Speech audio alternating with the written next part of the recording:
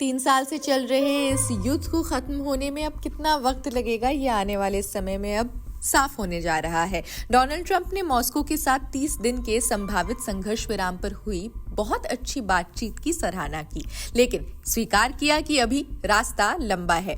शुक्रवार रात न्याय विभाग में एक व्यापक प्रेस कॉन्फ्रेंस भी हुई। इस दौरान अमेरिकी राष्ट्रपति बोले, अगर मैं राष्ट्रपति होता तो ये युद्ध कभी नहीं होता। उन्होंने पुतिन के साथ अपने संबंधों पर जोर देते हुए कहा, हमारे बीच अच्छे संबंध थे। उन्होंने इस देश का सम्मान किया। खैर, ट्रंप ने ये भी कहा कि बातचीत में अच्छी प्रगति हो रही है, लेकिन रास्ता लंबा है, लड़ाई अब भी गंभीर है। ये कहते हुए वो आगे भी बोलते रहे, मुझे लगता है हमें कुछ अच्छे परिणाम मिले हैं, लेकिन लंबा रास्ता तय करना है। लड़ाई अविश्वसनीय रूप से भयंकर है। ये तो साफ है कि लड़ाई भयंकर है। ट्रंप ने आगे कहा, पुतिन से आग्रह किया गया है कि वे घिरे हुए यूक्रेनी सैनिकों को मारे ना। ट्रंप का ये बयान रूस के कुर्स्क क्षेत्र में बढ़त की ओर इशारा करता है। रूसी राष्ट्रपति व्लादिमीर पुतिन ने कहा, अब दूसरी ओर रूसी राष्ट्रपति व्लादिमीर पुतिन वे कहते हैं, अगर कीव अपने सैनिकों को आत्मसमर्पण करने के लिए कहे तो रूस उनकी जान बख्श देगा।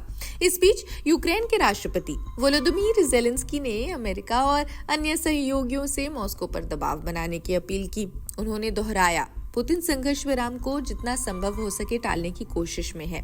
ज़ेलेंस्की बोले, पुतिन युद्ध क्षेत्र की स्थिति को लेकर झूठ बोल रहे हैं। मुख्य घटनाक्रम आपको बताते हैं। पुतिन बोले, यूक्रेनी सैनिक आत्मसमर्पण करे तो हम उन्हें नहीं मारेंगे। ट्रंप बोले, रूस के साथ हमारी अच्छी और उत्पादक बातचीत हुई। अब रिपोर्ट में ये निकला, मॉस्को ट्रंप को कमजोर और आसानी से प्रभावित होने वाला समझता है। क्रेमलिन में विटकॉफ वार्ता के बाद पुतिन और ट्रंप के बीच एक फोन कॉल होगी। पुतिन आत्मसमर्पण पर यूक्रेनी सैनिकों की जान बख्श देगा, ऐसा कह रहे हैं। रूसी राष्ट्रपति ने कहा, रूस पश्चिमी कुर्स्क क्षेत्र में यूक्रेनी सैनिकों की जान नहीं लेगा, बशर्ते कीव उन्हें आत्मसमर्पण का आदेश दे। अमेरिकी राष्ट्रपति ने पुतिन से इस क्षेत्र में भयानक नरसंहार से बचने का आग्रह किया था, लेकिन पुतिन ने यूक्रेनी सैनिकों पर नागरिकों के खिलाफ अपराध करने का आरोप लगा दिया। साथ ही उन्होंने ये भी कहा कि वो ट्रंप की मानवीय अपील को समझते हैं। मैं इस बात पर जोर देना चाहता हूं, यदि यूक्रेनी सैनिक अपने हथियार डालते हैं और आत्मसमर्पण करते हैं तो उन्हें जीवन की गारंटी दी जाएगी और अंतर्राष्ट्रीय कानून और रूसी संघ के कानूनों के अनुसार सम्मानजनक व्यापार भी मिलेगा।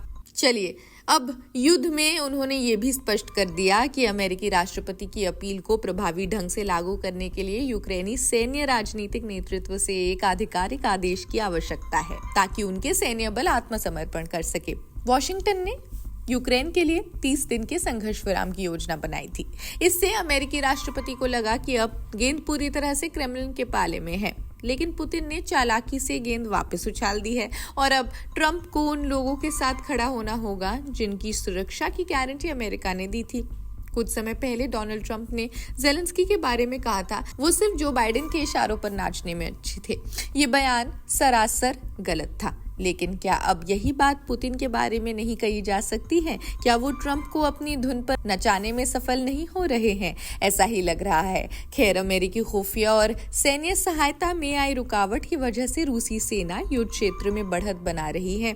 खास तौर पर कुर्स्क फ्रंट पर रूस को इतनी सफलता मिली है कि ट्रंप को अपने सोशल मीडिया प्लेटफॉर्म पर पुतिन से अपील करनी पड़ी कि वो हजारों यूक्रेनी सैनिकों की जान बख्श दे जो रूसी सेना से घिर चुके हैं। अब सवाल ये है कि पुतिन क्या दिखाएंगे। जो भी हो, ये साफ है कि पुतिन सिर्फ समय निकाल रहे हैं और ट्रंप के साथ खेल भी रहे हैं। ये न सिर्फ शर्मसार है बल्कि बेहद खतरनाक भी।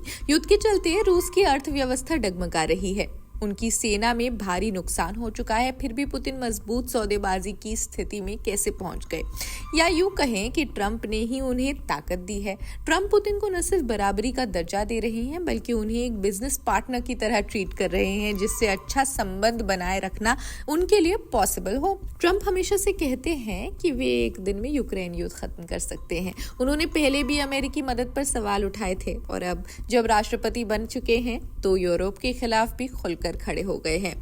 यूक्रेन की ओर से संघर्ष विराम को लेकर साफ कर दिया गया है कि रूस को कोई और क्षेत्र सौंपा नहीं जाएगा, भले ही पुतिन 2014 से कब्जे में रखे 4 क्षेत्र डोनेट्स्क, लुहांस्क, खेरसोन और जापोरिजिया को मांग रहे हैं।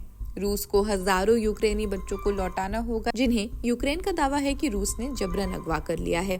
रूस के कब्जे में जो गैर सैनिक नागरिक कैदी हैं उन्हें लौटाया जाए। संघर्ष विराम के बावजूद यूक्रेन को अपनी सेना तैयार करने, नए सैनिक भर्ती करने और पश्चिमी मदद लेने तक का हक होगा। यूक्रेनी अधिकारियों को शक है कि रूस सिर्फ समय बर्बाद ही कर रहे हैं और संघर्ष विराम का इस्तेमाल फिर से हमला करने के लिए करेगा। हमारे बच्चे इस जंग में नहीं लड़ेंगे, यूक्रेन का ये साफ संदेश है। एक वरिष्ठ यूक्रेनी अधिकारी ने कहा, हम शांति चाहते हैं लेकिन हमें एक स्थायी शांति चाहिए, न कि बस कुछ दिनों की चुप्पी।